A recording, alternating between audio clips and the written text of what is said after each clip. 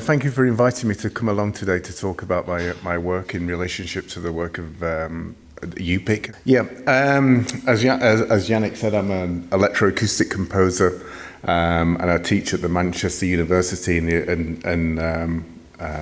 the Novas Research Centre. So I'll be explaining about that, and these are the topics I'm going to be covering today.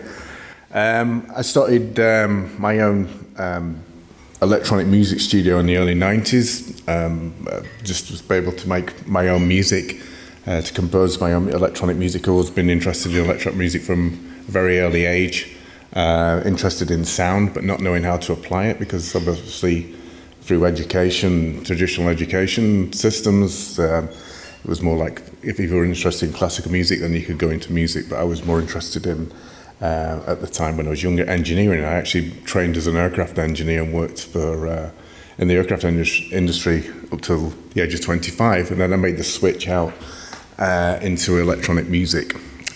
So I'm going to be talking about the thought universe concept, the idea of the electronic music studio. I'm also going to be talking about the philosophic strands in art and philosophy leading into Current 9. I continuously read alongside parallel to a composition philosophical statements or that feed into it, and I adapt that and make it a philosophical framework. I'll be discussing the concepts behind Current 9. Current 9, so I'll be talking about that. I'm talking about the idea of drawing sound. I see myself as split between music and visual arts sometimes, so I try to combine the two, and I spend a lot of time drawing, so which you'll see some of the drawings that I make and paintings, and also sculptures that I use to sort of create sound models. Something that Francois Bernard mentioned yesterday, this idea of modelling from one structure to the next into a score, from a sound to a sort of a visual representation. I'll be talking about electronic sounds by interested in analog synthesis as well as digital.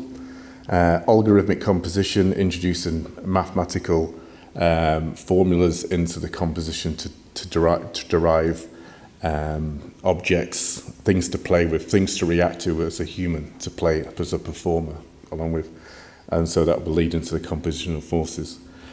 So Thought Universe established about 1994 as a way to sort of give people access to electronic music in multiple ways. I used to work in the commercial industry, so I was making records for bands. I used to work as a sound engineer, produce records and things like that.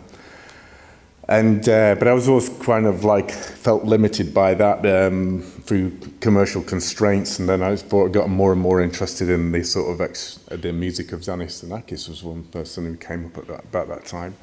And I read the book about Xenakis. I can't remember the name of the title, but the idea of synthesis, the idea of taking a building and changing it into sound was the thing that grabbed me. I just thought, because of my engineering understanding that I had in training, and I wanted to get into sound, I saw that was the link, and that was something that could be established through that.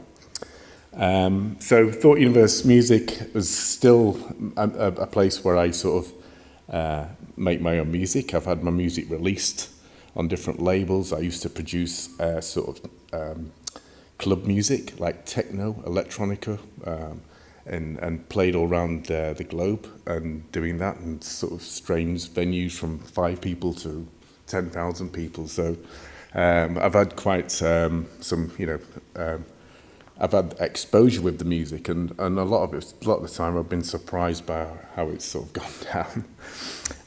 So yes, and then I built this website that was basically integrating images again, from collaborating with graphic artists to do designs for covers to releasing these records, and sort of developing a visual system. This was programmed in Flash, which is still, I think, still functions nowadays.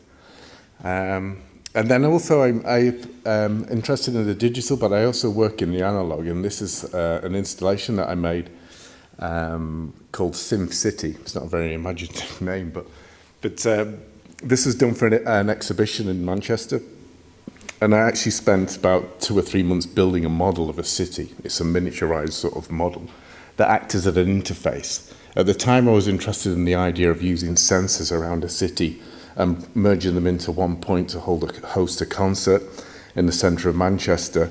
And this is sort of like a model of it at the stage. And I kind of felt restricted with the interface of the computer, that be it a desktop or laptop, and I quite like the idea of using my hands to make stuff. So I really wanted to sort of do that at the same time I was making the composition for this piece.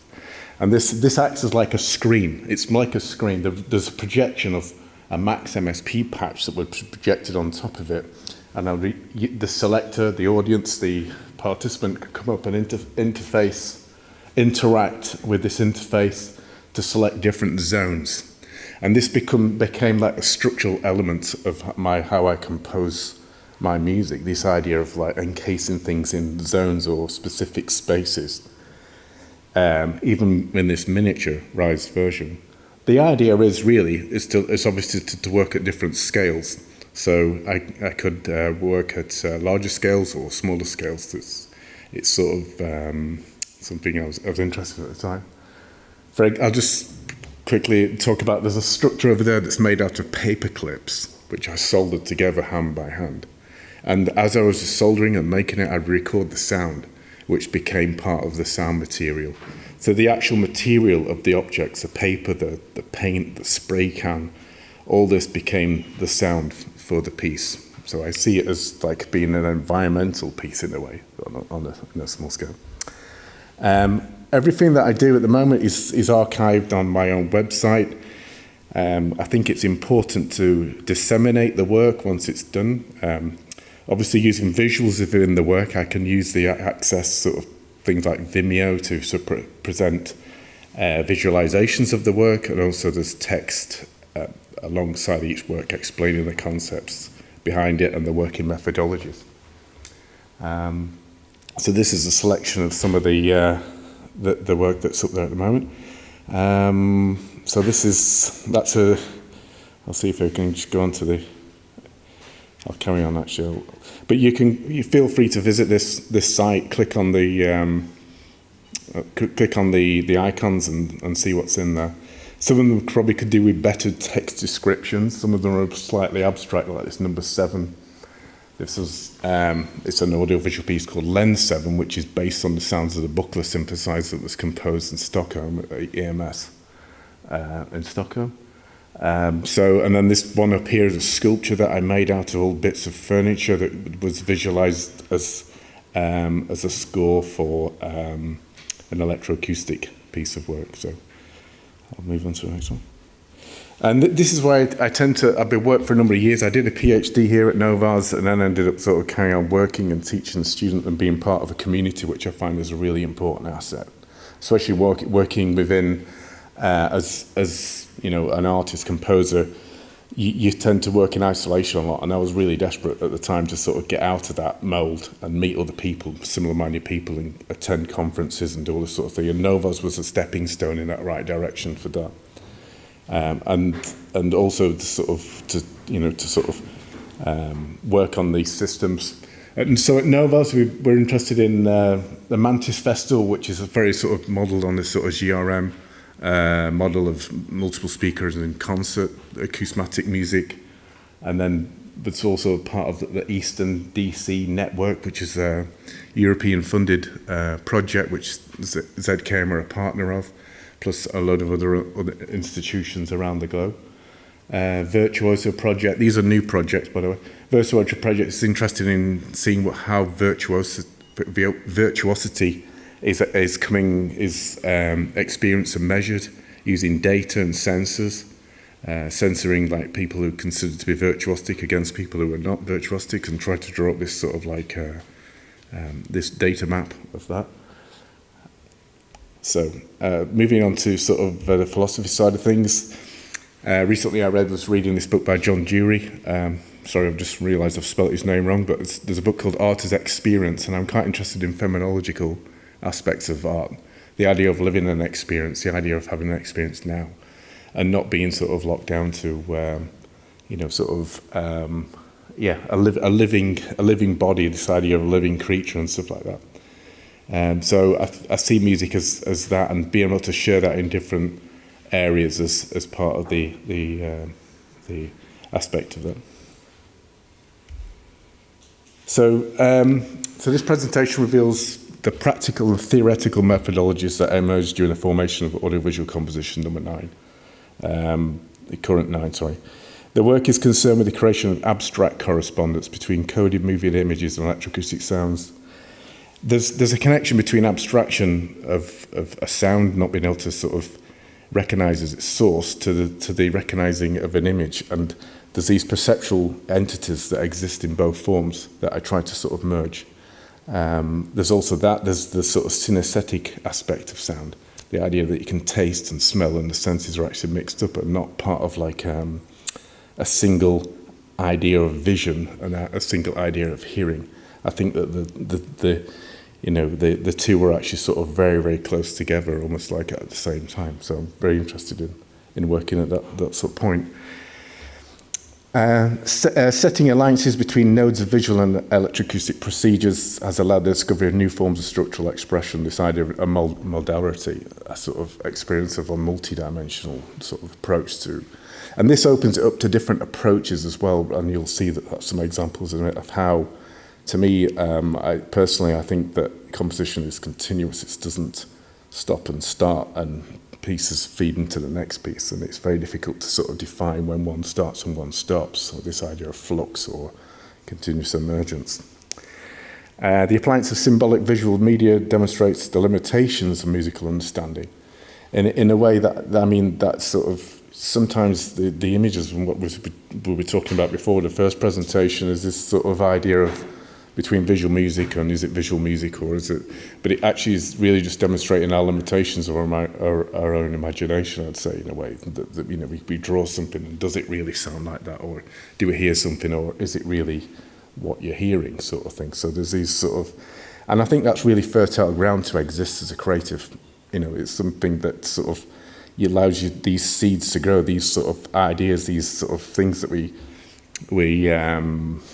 have every day, the ideas of where we are in the world at the moment, sort of thing, and how we can sort of project through that. The domain of live coding provides an expansive platform for electroacoustic music. This is a sort of bit of a buzzword, live coding, but the idea is that you can create these structures that are sort of in flux.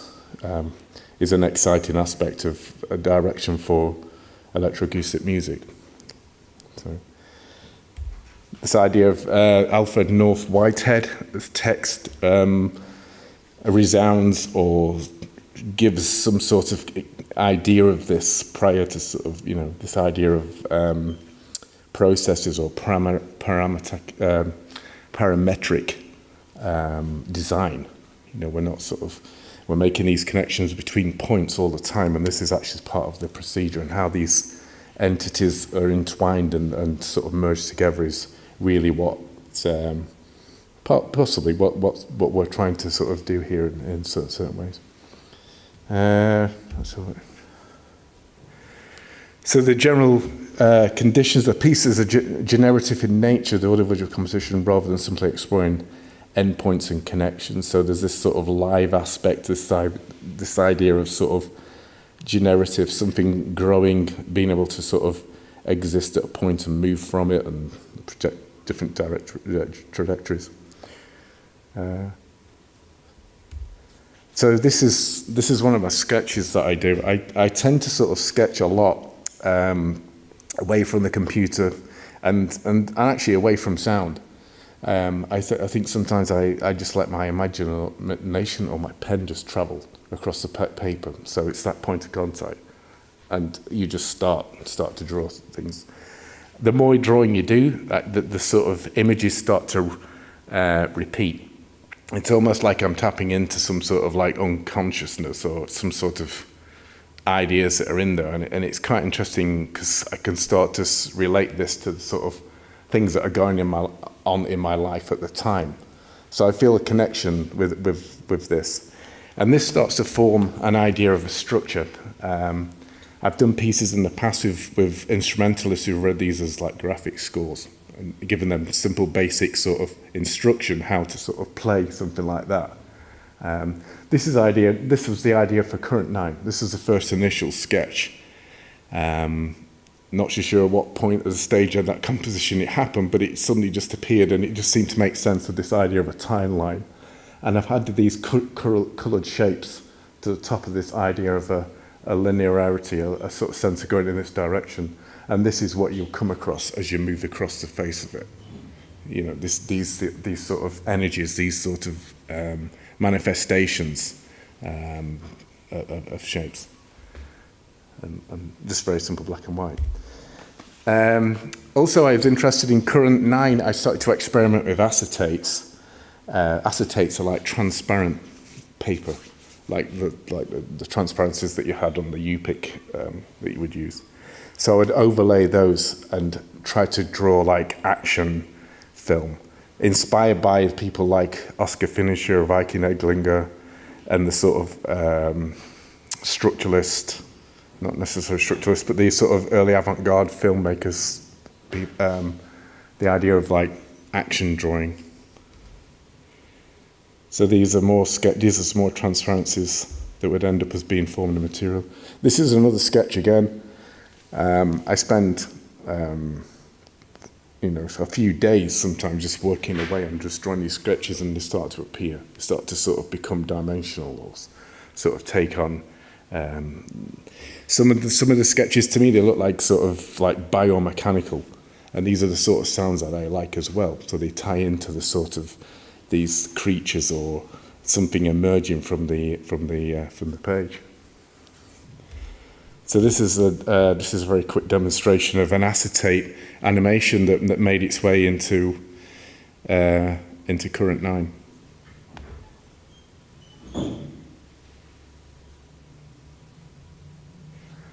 So at the moment there is no sound. So, but this motion, this energy that's in the image, gives a sense of the pace and tempo that you can sort of play into, or sort of follow in some way. It's very crude in a way as far as the aesthetic goes, and I kind of like that. I kind of like the inaccuracies of things. I like things when they don't work properly, or the sort of like call it glitch, call it whatever. But this idea of making mistakes, it's like really is it a mistake or is it a form of creativity? And it's this action that you get. I mean, I didn't know that was going to end up looking like that until I put the images together. I had an idea, but it's until you start to put them together, I don't know what it's going to really produce. Some of the sound sources for Current 9. This again worked up in the studio. I'm very interested in analog sounds. I'll show you some of those, as well as the digital sound processors and a way to access sound. So these are sort of like little sound snippets that have formed the building blocks of the sound, of the overall composition.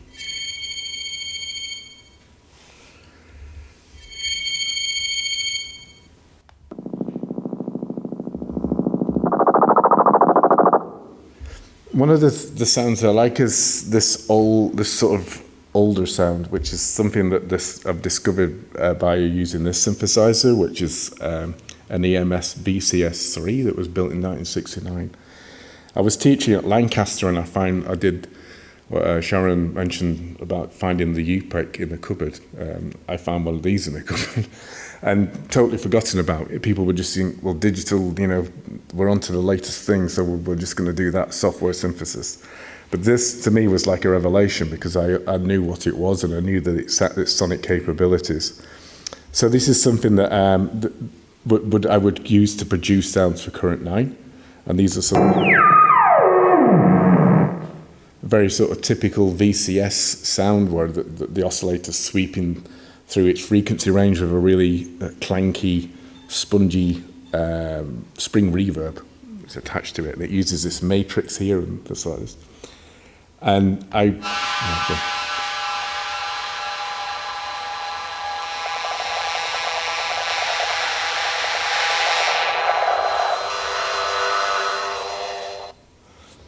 Okay, and this actually, we together with Professor Ricardo Clement at Manchester, we developed this Putney K project, which is this idea of rebuilding the synthesizer, like a process of rediscovery.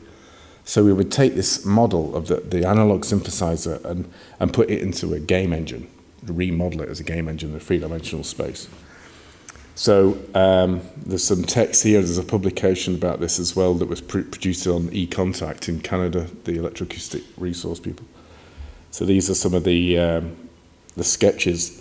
So we designed this. The idea was to introduce gameplay into the composition as well, with the game engine. So you would go around the game collecting like the components to build your own synthesizer, and then you would, once you collected all these components, you have what you call your compositional esteem, and then you could make the sounds.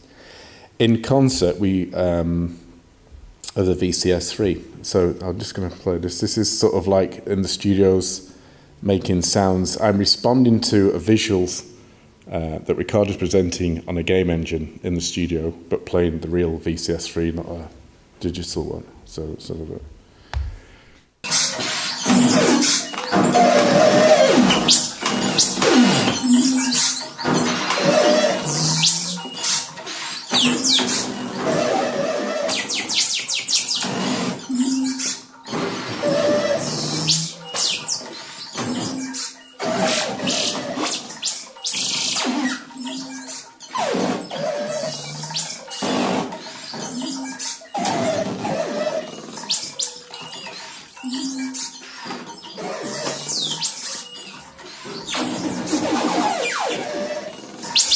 So it's very untraditional instrument. It has a joystick and one button to play. You can have a keyboard connected to it or other devices, and that is what Current 9 is designed to do, is to interface with this synthesizer or any other system hardware, sensors, Arduino, and then you could actually extend the morphology of the sound material or the code. This is interesting. This is performed in XCOAT's conference, which is the other call out at the moment, this idea of looking at all these sort of systems. This is a performance. I'll just quickly play a little bit. But the interesting thing is the analog versus, it was almost like an analog versus digital. And fortunately, analog won. The computer crashed during the concert. So like 5 minutes before the end, Ricardo's just like looking at me, and I'm like, he's just going, just carry on. So I'm just like, just keep the noises coming out. The audience are just not are trying to keep up really. So it was really good fun to do that. It was like taking this thing and really sort of testing its capabilities. I'll just play a little bit of it. Let's have a look. I'll just play near the end or something. Christina, Carol, and David Cochrane are all alone today, yet they built this sonic drum called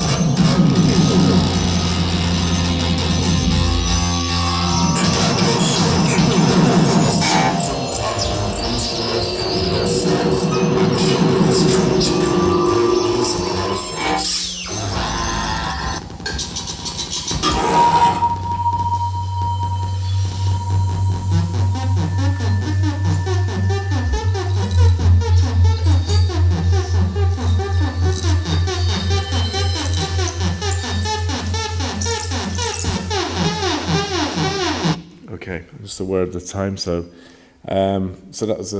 that's basically leading on to the idea of Current 9. So using the VCS3, so that's used in Current 9, as well as the sort of Max MSP environment as an interface between, I use processing, which I'll come to in a minute.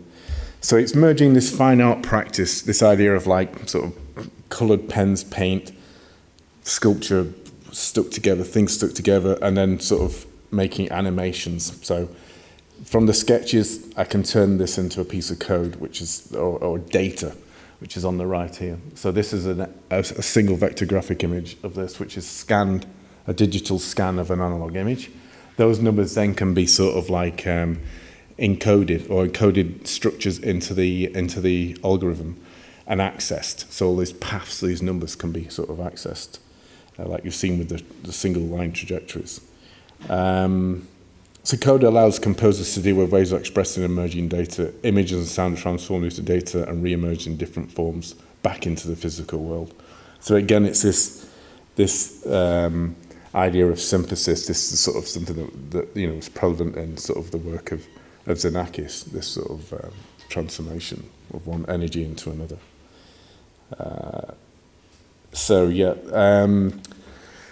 So that's a digital scan with part of the image decoded. So you can animate this. I've got examples, but I'll probably leave those out for the time being.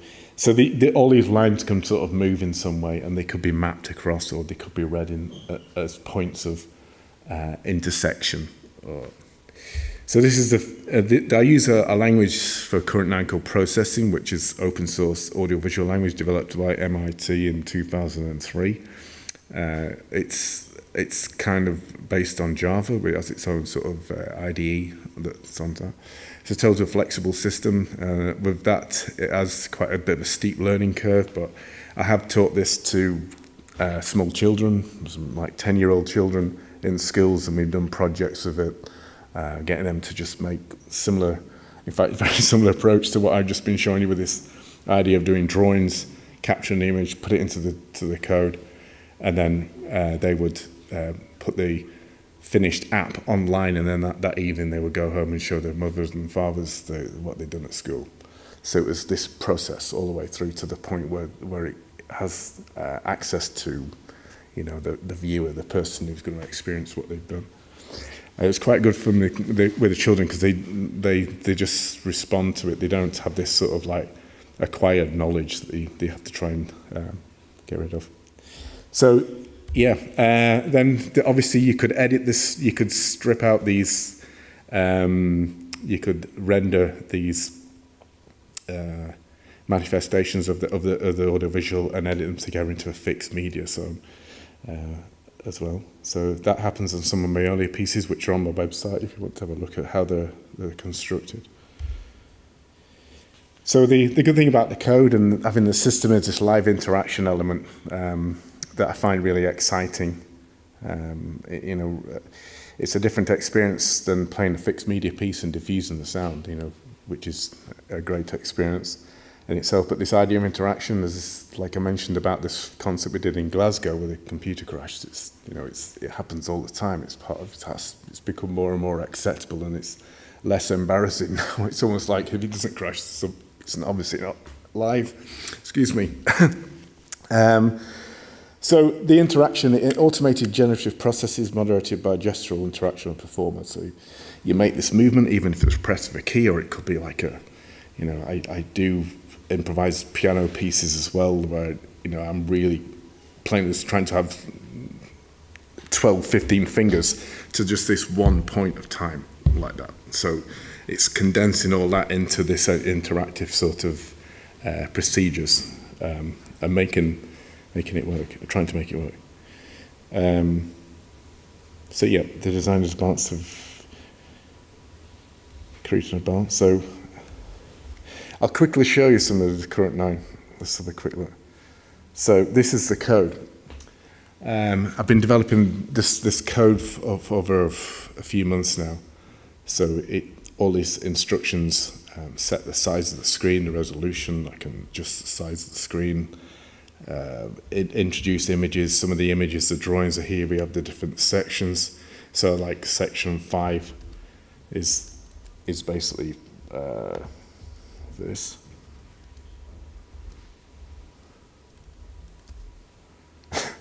Which is just a single image, but that could be an animation. These are some of the data that are used in there.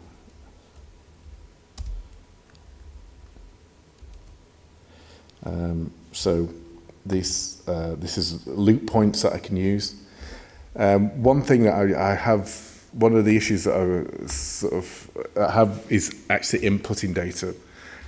Each point is put in my hand. I don't have I could do to automate the process a bit easier because it takes so long to sort of put it together. But that's not an issue. The time thing's not really an issue. It's the experience again. It's just sort of like the act of doing at that moment in time that's the important aspect in a way. The efficiency thing is something that sounds quite scary.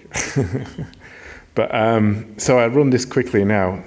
This is just going to.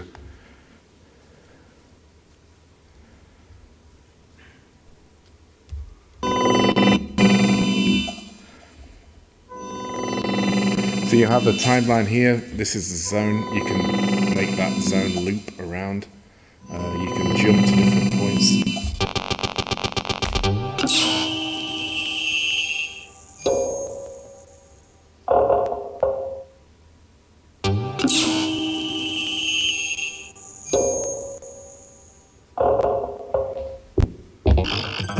So I can do all this sort of thing.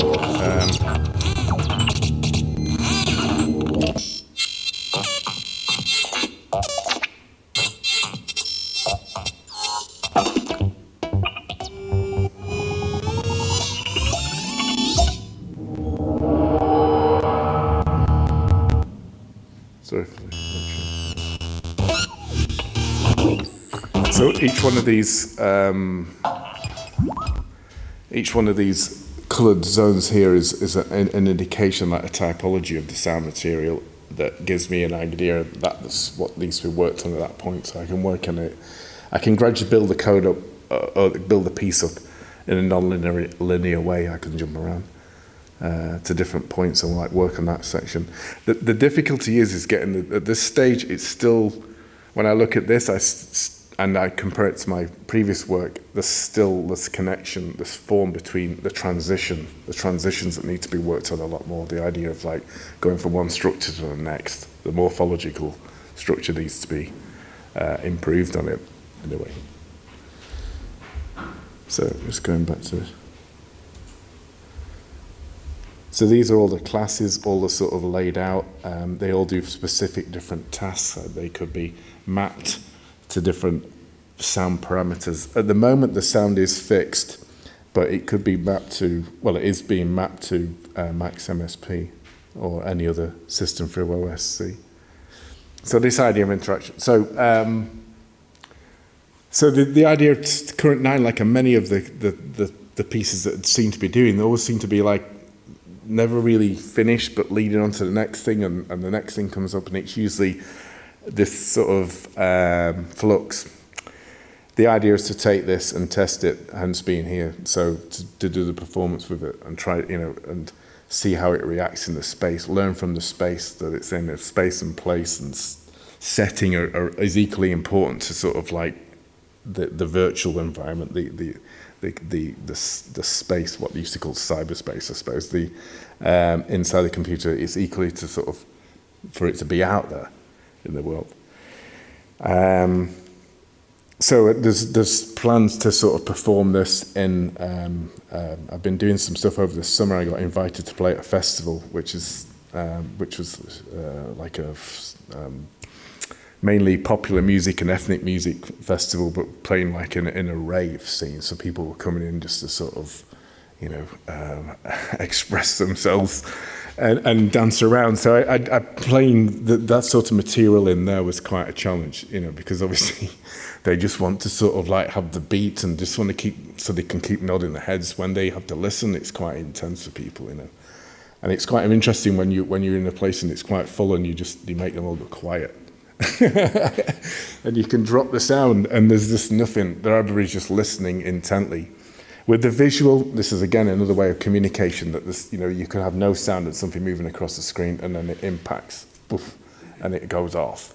It's sort of like, it's like this hit of perceptual entities in a way.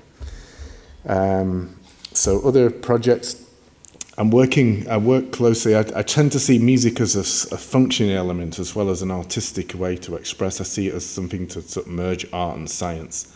Obviously, this is really debatable, how you make your compositions apply to something that's absolute, or seem to be absolute, as far as science goes. So I'm working on at the moment on a system. I have this idea of ecology in some of the pieces, and you'll see a piece tonight called Lammerlord, which is an ecological statement about damming reservoirs, damming water, and there's this big debate about that. So Lammerlord is based on just the acoustics of a dam wall that I recorded, which you'll see tonight, and I'm playing inside the dam, and then it's becoming an audiovisual piece. I'm working on this piece called Bug Data, which is data of macroinvertebrates from freshwater rivers in the northwest of England, with a hydrologist called Francois Edwards, who's the leading authority on freshwater systems, and it's part of this Future Dams Consortium, which is a global consortium looking at how to build sustainable damming and how to sort of in the world. So trying to sort of eradicate some mistakes of the past. So there's a massive dam building infrastructure system going on in 20, 30 years ago, but most of the dams are actually redundant now. They don't serve any purpose. They've sort of so what do you do with them? Do you get rid of them? Do you reinvestigate? Do they become part of the culture? All these sort of anthropological sort of questions are raised from that. So Lammerlord as well, I'm trying to get that as an installation, again, to bring awareness to sort of the impact of damming and how that culturally affects people. So I've been recently went to the Tate Liverpool in talking to them, because for my part with the scientist is the person who can give me the data, but he doesn't really know how to present that to an audience. So that's my job, is to also negotiate and collaborate with institutions, organisations to show them the work and explain it in an artistic way, how the work can, what it can bring to people in their institution. There's also a piece I did a few years ago called Peterloo 5.1, which is about the Peterloo massacre, which happened in Manchester in 1819. It was a time of radical change. It's the 200-year anniversary next year. So I've done a piece that uses the sounds of a modern-day protest mapped onto the historical events that happened on that particular day. And I'm hoping to do this in Manchester again with actually a brass band. So there'll be a 5.1 music concrete piece with live instrumentation of a brass band playing, marching around, or whatever they do, sort of thing. So I'm looking at trying to get that off the ground with the city council. And then I've just started a residency in University of Liverpool for their Open Circuit Festival. And this is visualising, doing live visualisation of an electroacoustic piece by a composer called Oliver Carmen. And that will be taking place at the new concert hall that they have there. They have this festival every year, and a lot of these festivals, they're always looking for open calls for works or ideas and presentations and stuff like that. And visual music is something that I feel obviously I've been interested in, and I'm aware of these sort of events. So if you need any information about this, about contacting people or things like that, please ask. Okay. Is that 40 minutes? Thank you very much.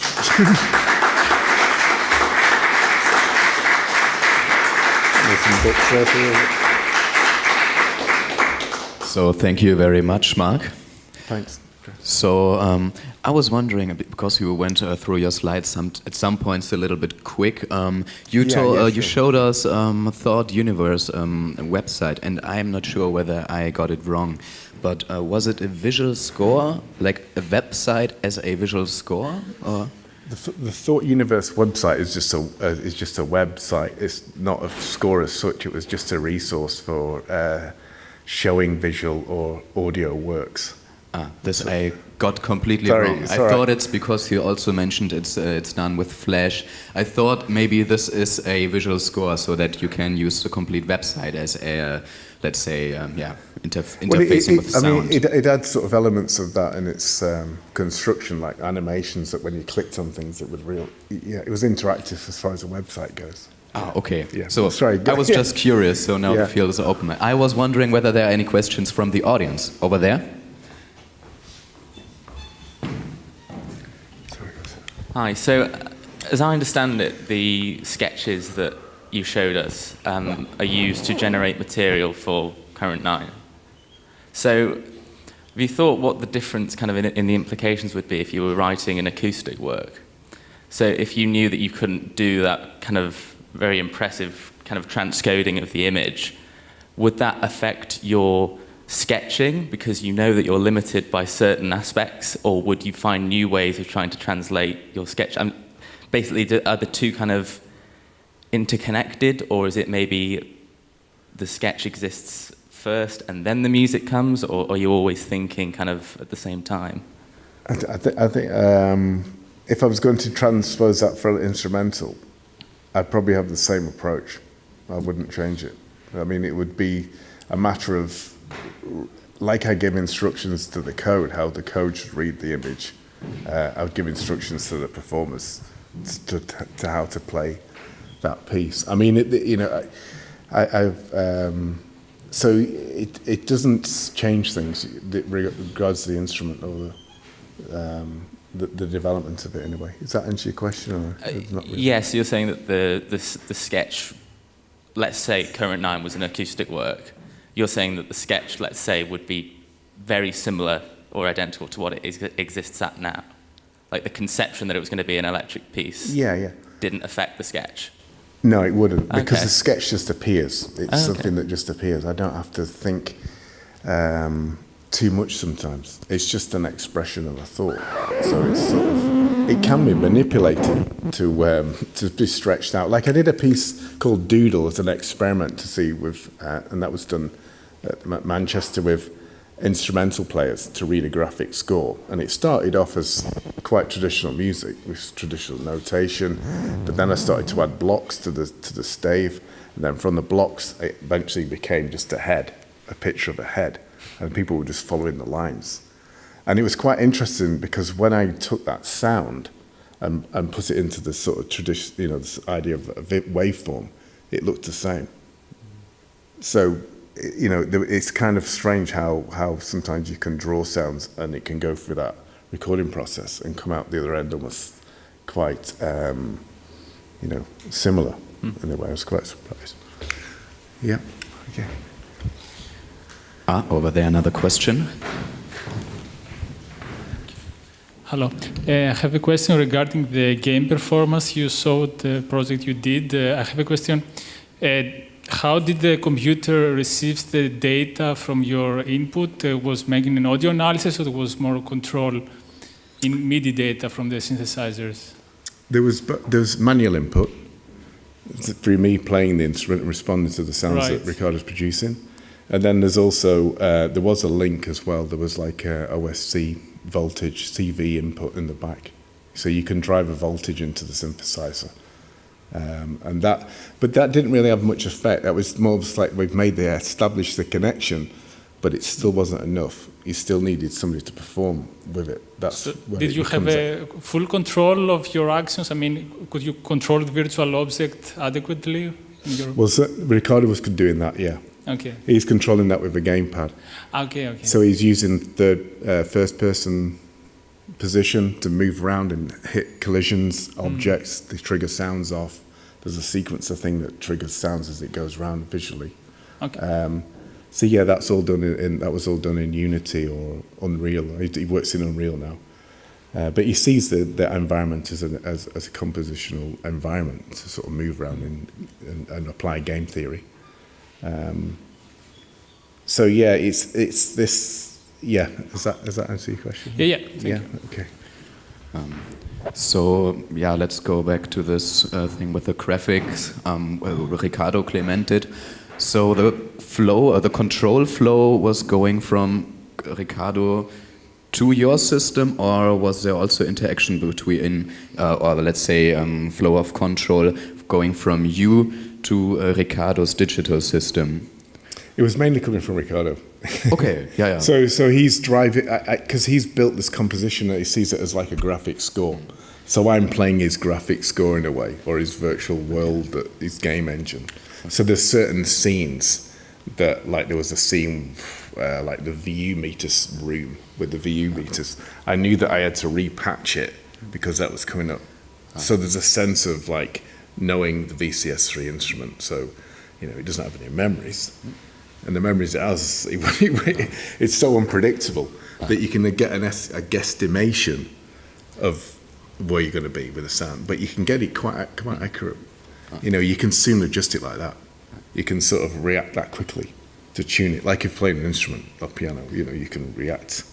That's the nice thing about it, but you have to spend the time playing with it. So we rehearsed it like a piece as a score, like as well, yeah. Would be interesting also to see it the other way around, like maybe real-time FFT analysis, and then the sounds which you produce get analyzed, and then they control also maybe parameters in the game engine. Yeah, that would also be very interesting. That's a really good suggestion, and it's something that I'm trying to work on. Is this reciprocation back from like an analog signal back into the digital. You know, and make things appear or happen through the analog control. You know, that's it. Yeah. Okay. Are there more questions from the audience over there?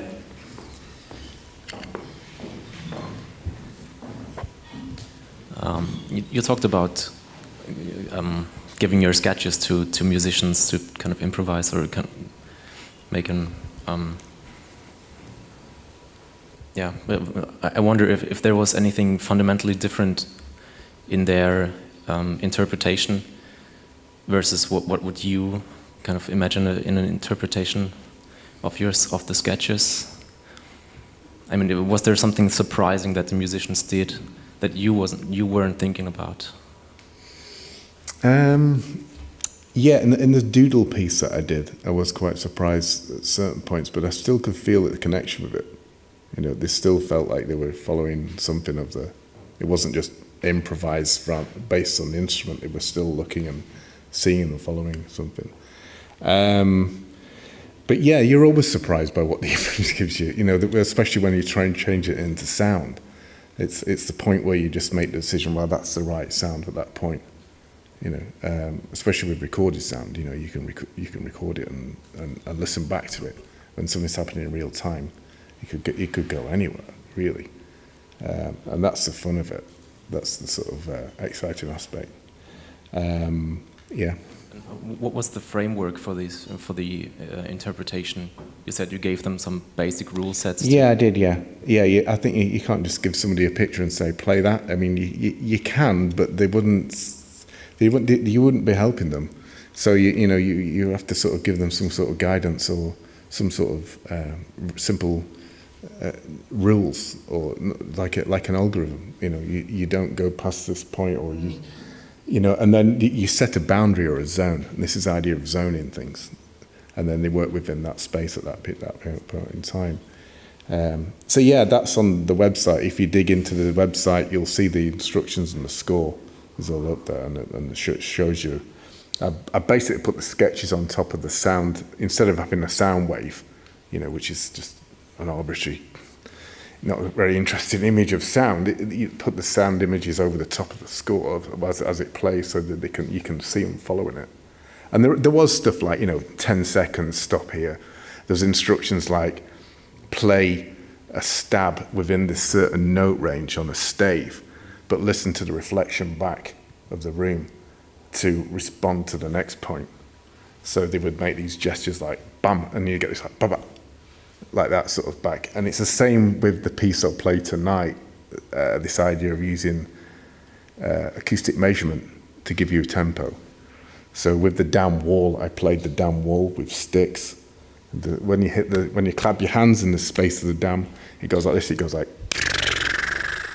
that. So instantly you've got this like extension of the sound of the instruments, your sound that you make. There's shouting going on in the dam, there's bangings, you know, and then there's all the sounds of nature, as it all, like, you know, you have a bird flying over here and everything is amplified. It's like a sound mirror. For me, that was the ultimate like place to sort of play that music, was in the countryside there at that point. So hopefully that translates. Great, thank you. Yeah. Are there more questions? Okay, so then let's go back to current 9. I have just one very quick question, because I think I did not necessarily understand where you derive the parameters from, the control parameters. So could you maybe share some details? Yeah. I mean, the whole the piece is a big long sound file with a timing reference that's run through it all the time. So what I can do is when I work on a certain section or I find an impact point, I can click on the screen and it gives me a number. I can then take that number and put it into if and else statements or a comparison. Say when you get to that number, do this. It could be anything. It could be draw a triangle, draw a square. And then there's also FFT analysis, amplitude analysis of sound. So there's like this, as it's listening to the sound, it draws the shapes in response to how those parameters can be mapped. Is entirely up to you. You know, the FFT could be mapped to a sphere or a cube or or even what gradually happens though is as you take these simple instructions, the complexity starts to happen. You start to sort of think, well, hang on, this is no longer a sketch. This is sort of like in between the sound and the image. It's like something that starts to sort of appear, like a perceptual entity. As it still needs a bit more work, the piece, but it'll eventually start to. If you look at my other AV compositions, you will get an idea of the type of aesthetic that I'm talking about anyway. So there are parameter mappings going on, yeah. And interactive key points, loop points, you can switch loops in, you can do all that sort of thing. Yeah. And what are those parameter mappings? So, I mean, we had a look at your sketches, so there are a whole lot of curves or points. So, excuse me if I'm too narrow-minded, thinking about Cartesian coordinate systems, stuff like that. But where do you derive those parameters from? This, like, so this one, this here is there's the map parameters. So these are like the time cue points here that run along. So they're captured in real time as I click the button. Mm-hmm. So it stores that number. It gives me that number, and then I put it into the code. You've got let's have a look. So this player position here is that between that point and that point, this will happen. This is then mapped to a sine function that changes the velocity of the line movement, but then that could be hooked to back out of OSC to a synthesizer to do the same thing with a frequency or something simple like that. But the simplest, and then this is basically draws a rectangle in the position relative to the screen, and then these are vectors that are drawn relative to the screen as well, which then can be mapped to the audio signal or the data as it's coming in. So this is a whole list of like instructions. There's loads of like sort of, and I give them names as well that appear on the screen. So I have a sense of navigation. So something called grain squeeze. It's arbitrary name. And then, but eventually, I can also access. I can say like copy that number, and go and find it in other parts of the code. So then it gives me like a way to sort of like build structure in it. Anyway, does that answer your question? Not entirely, but I think that I will later I will be able to to articulate the question more clearly. So maybe after I experienced your piece in the evening, I can ask a few questions personally. Yeah. So I'm really curious to actually experience the piece, and we will have the opportunity to experience it at 8 p.m. in the ZKM Cube. Yeah. So thanks a lot. Thank you very much for your talk, Mark Cheers. Pilkington. Thanks.